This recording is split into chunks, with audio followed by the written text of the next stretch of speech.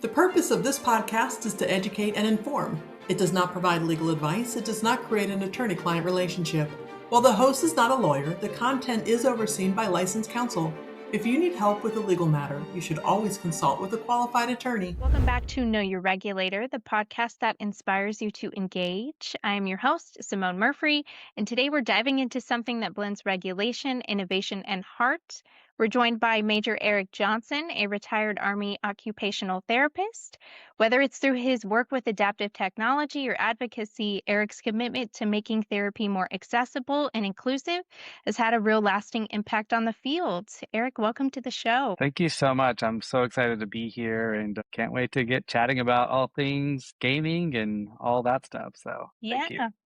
Absolutely. Your journey is incredible. And from military service to working with Microsoft on the Xbox Adaptive Controller, let's kind of start at the beginning. Yeah. You got to see the power of therapy in really the most intense setting, combat zones. What did those experiences teach you about occupational therapy? It's interesting because if you think about like kind of the therapeutic uses and benefits of video games in general, like I could even take it back way further than when I was actually going through the therapeutic process with occupational therapy. And so my story begins as a young private in the Army when I was burned really bad while I was overseas. And so you can kind of see I have burn scars on my arms and legs. But I remember in that moment, there we were recovering down in San Antonio at a burn center, and I was teamed up with another kid who was going through cancer treatment, and we kind of lived together. But neither of us could really go outside because the sensitivity of the sun and my burns Yeah. did not really match really well. And then also with his cancer treatments, his chemo, like he was very sick, and so one of the things that really kind of brought us together was the ability to escape that real world or that the real world into this fictional world. And we played Final Fantasy VII, and he was such a he would play and I would watch, and we just spend hours in a different land with bodies that weren't damaged, you know. And so Yeah. it was like this very kind of therapeutic, eye-opening moment, that psychosocial component of gaming. And so fast forward, you know, we go into Afghanistan. I mean, of course, you know, ended up recovering, staying in the military, going to OT school, and then had been an OT for a few years at this point. And the Office of the Surgeon General gave me a call and said, "Hey, we're trying to set up a brain injury program in Afghanistan, and would like you to kind of head it up. It's a pilot, and we're hoping that." What we can get from it is being able to treat people in the theater of battle of operations and being able to keep them there.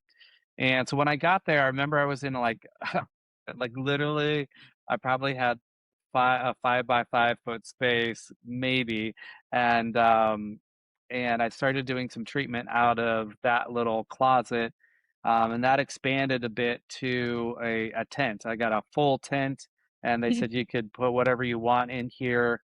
And, you know, when you're working with a small amount of space, you have to get pretty creative. And so one of the things Sure. that I knew very well was gaming, and I knew that gaming had some really good benefits in different ways. So I did a lot of research on cognition, executive function, and how I could kind of pull gaming into the mix and use it on this generationally relevant population, right? So it's like, you know, 18 to 35-year-old humans, right? And so what are they going to want to play?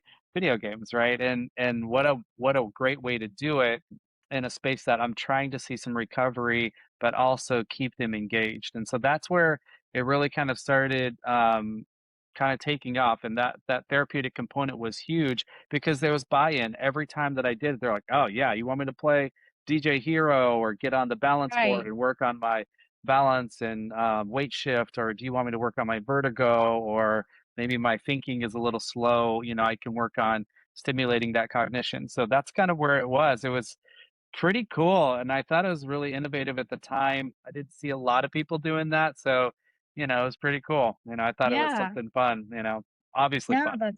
Awesome. No, it really does kind of reframe the work that you're doing with your therapy and making it something more enjoyable, more fun, and gives you that kind of community, like you said, that psychosocial component of things, and that's huge in Yeah. healing.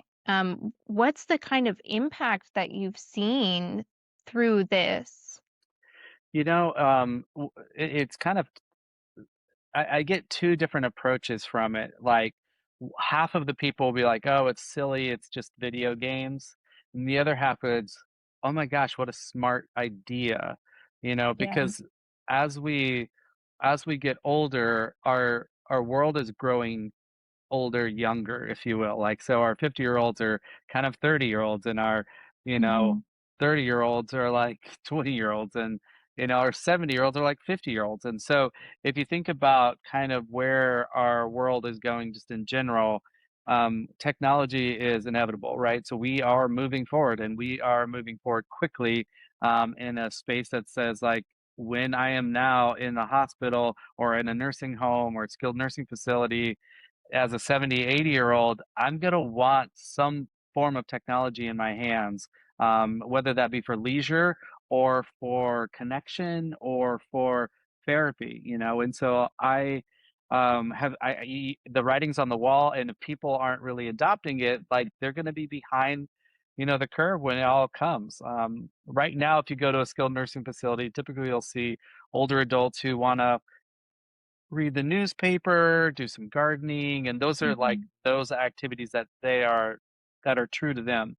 But if we think about in 20, 30 years, true to them is going to be, I want to talk to my family. I want to play chess with my dad, but Yeah. he's in a skilled nursing facility, and I can play online with him a lot more than I can. And also, again, that like when I mean, I'll be 50 next year, and in 20, 30 years, I better be playing video games as my therapy, right? So, and I think that there's going to be a move to really, you're going to see that happen more and more, because the gamification of therapeutic practice is, it's powerful. It really is. Yeah, absolutely. No, that's such a great point. And I also hope that there will be some games in whatever facility I'm in. So Yeah, I think too, there's two things that I was kind of want to piggyback off of. One is when we think about how we've integrated technology into schools. It was something that we were a lot of people were really adamant,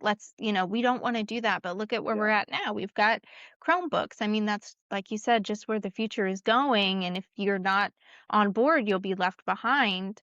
yeah, And, I think that it's the component of having those video games being available and just digital technology being yeah, available in those homes.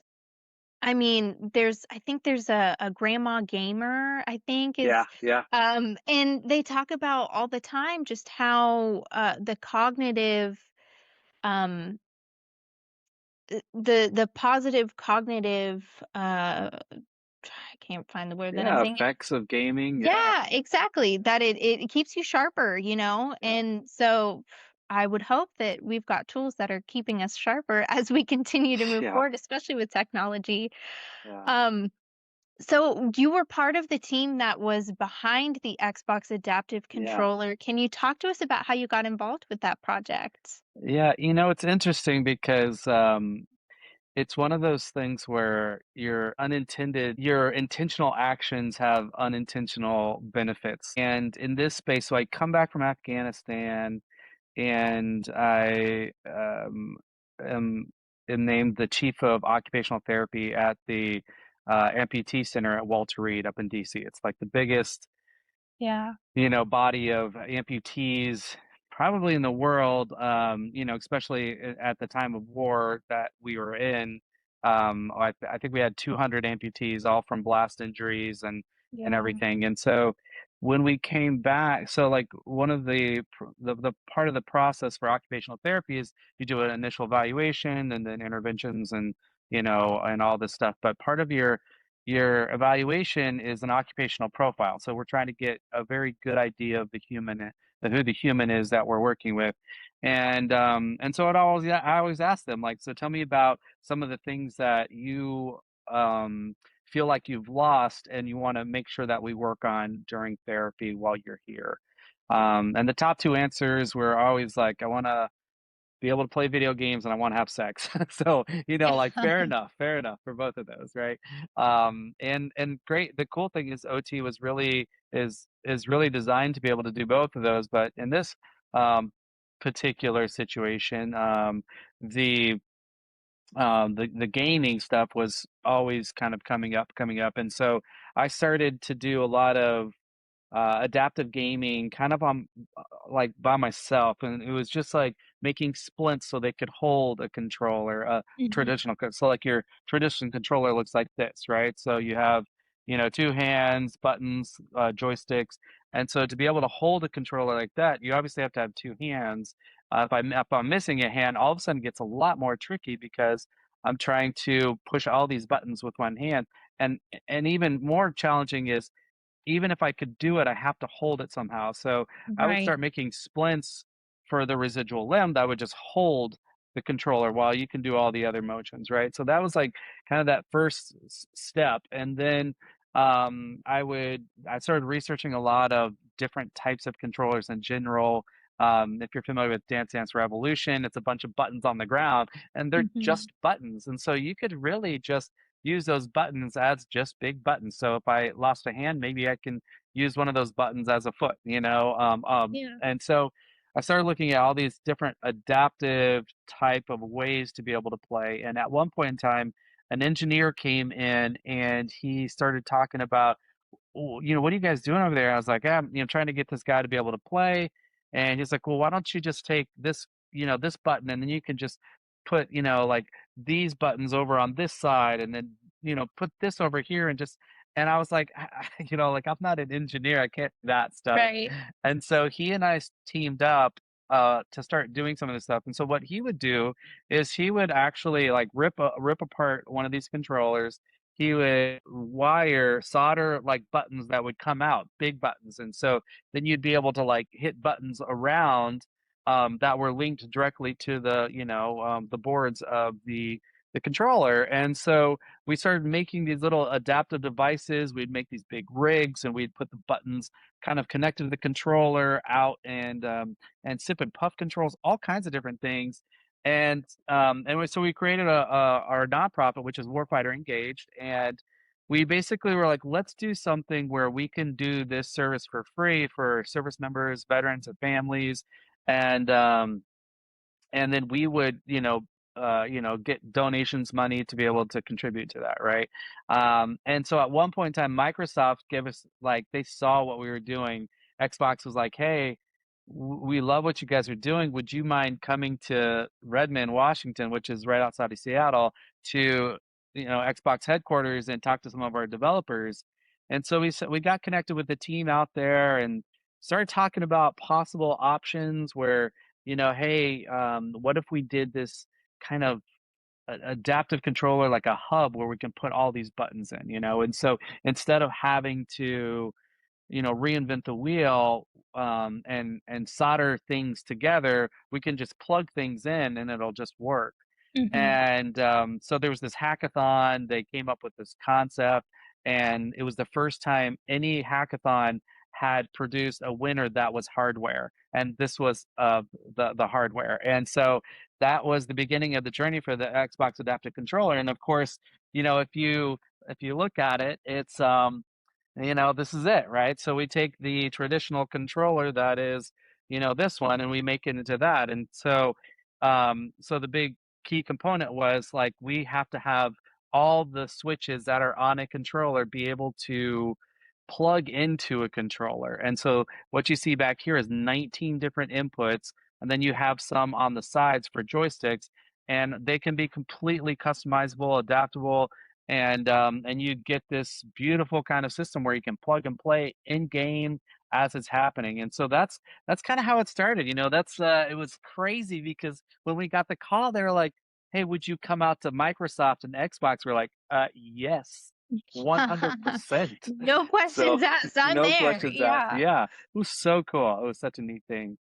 That is so awesome, and I'm sure has just been so instrumental in healing and continuous healing, you know? I mean, I'm sure that you do your therapy sessions and some people are in OT, I would imagine, for life. And Yeah. that can really have such a profound effect on just the healing journey itself. So that's so awesome. I know Yeah. that you also worked on representation in Halo as well, which is Yeah. so cool. That is Oh, amazing. yeah. And what was that like? How did that come about?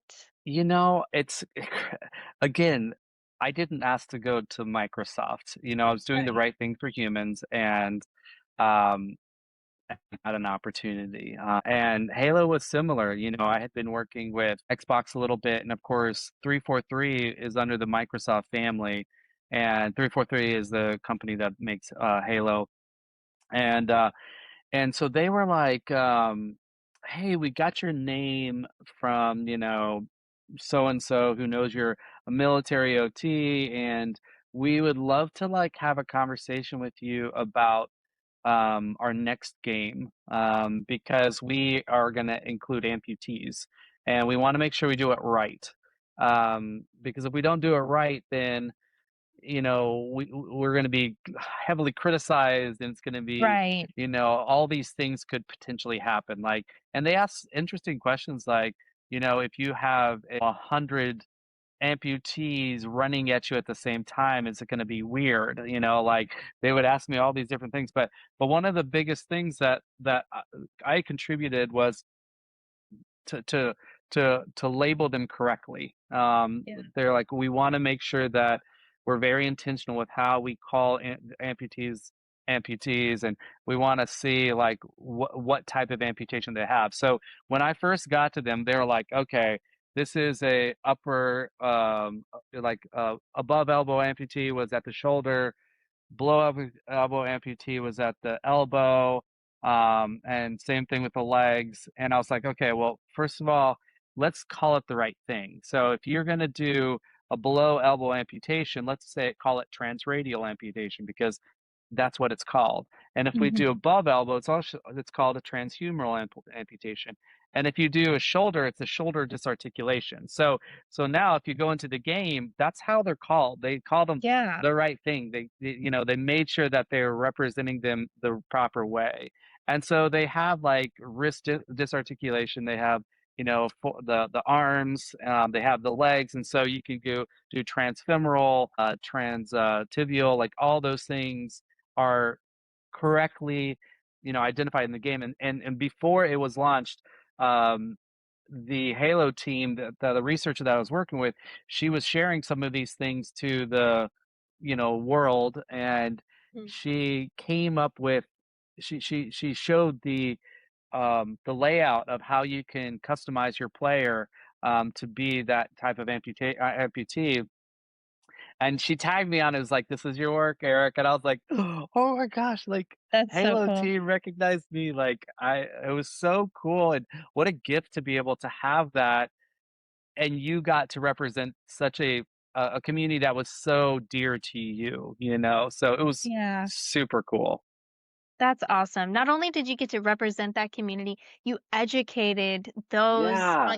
with Halo on Yeah. how to properly represent the community, how to properly refer to different, amputations. So Yeah. that's really awesome. Yeah. Um, Real quick before we move on, I just want to say one yeah, one other thing. On that note, we when we first went to Microsoft, like they didn't know what occupational therapy was. yeah, Almost nobody had heard of any, and so like it was like my life's work to like go in there and just jam it in their face as much as possible, like occupational therapy, and to the point where as we were working with them, they not only saw the value in OT.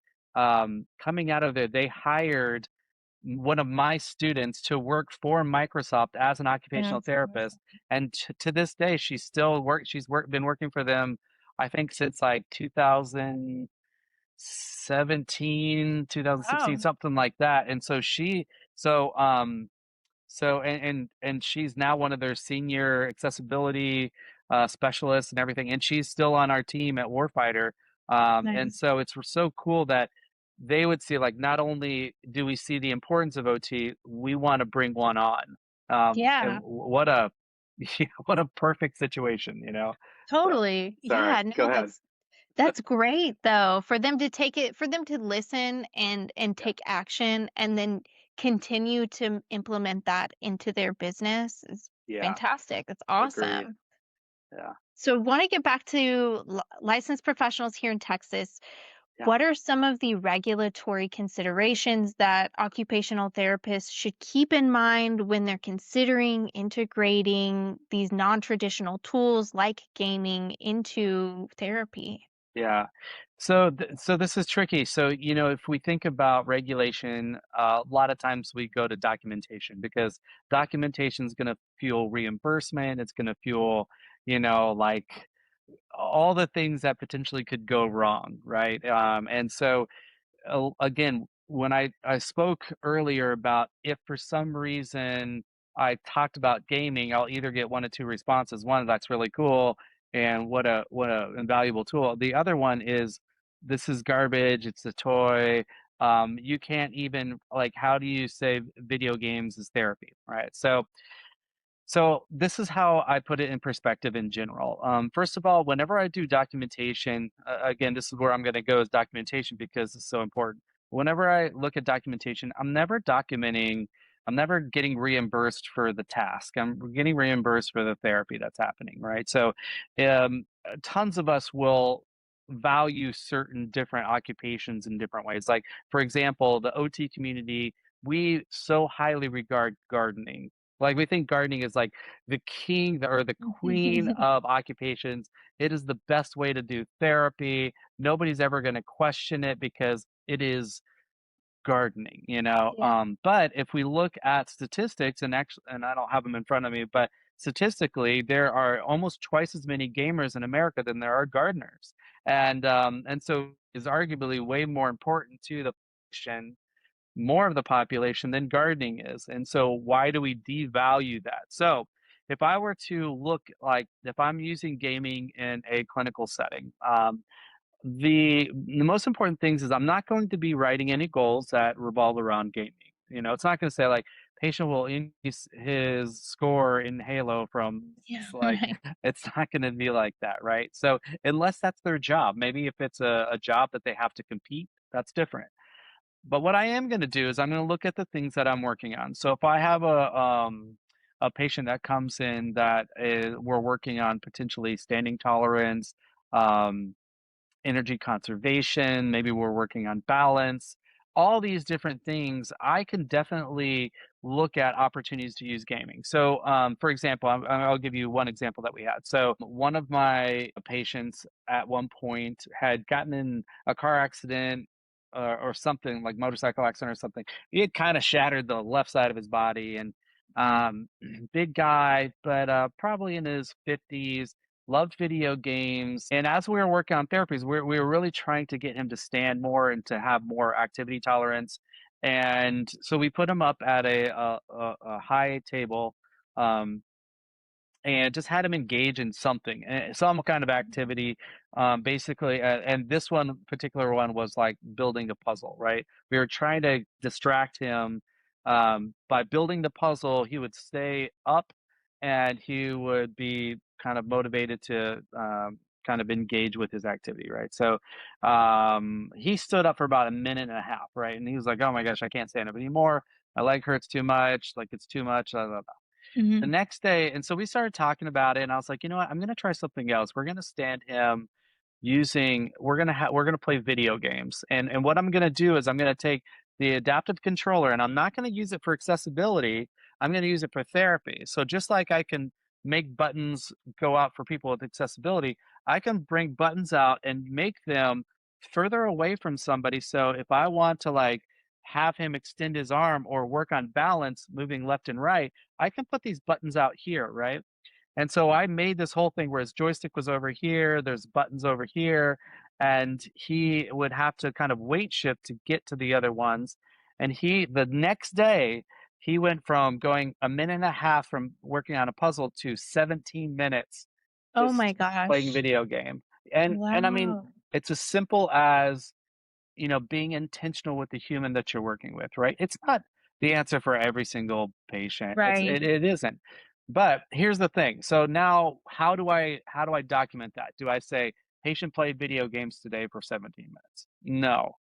But what I do want to say is that when I'm writing goals for activity tolerance, balance, all those things. And so what I would say is, patient engaged in activity today designed to increase standing tolerance and balance. Patient engaged for 17 minutes while standing at high low table. And then I would supplement that this is what we did. We played Mhm. video games or with a adaptive gaming setup or something like that, because the regulators are looking that you have skilled therapy in your practice. It's not necessarily what you did. Like they're not going to say, well, he played puzzle, that's skilled today, and then if you play video games tomorrow, it's not skilled.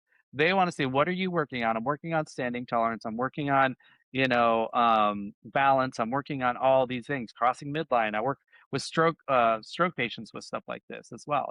Like maybe they have a neglect, and so I set up buttons so they have to like attend to one side. So things like that give me the ability to challenge them in different ways, and so. So that is so the biggest issue again with regulation, people, well, how can I bill for gaming? Well, you don't bill for gaming, you bill for therapy. And one of the things that I think one of my dreams is to build a clinic that is a gaming clinic. And in the gaming clinic, we would have all kinds of populations, kids, obviously, but adults or whoever wants to come in there.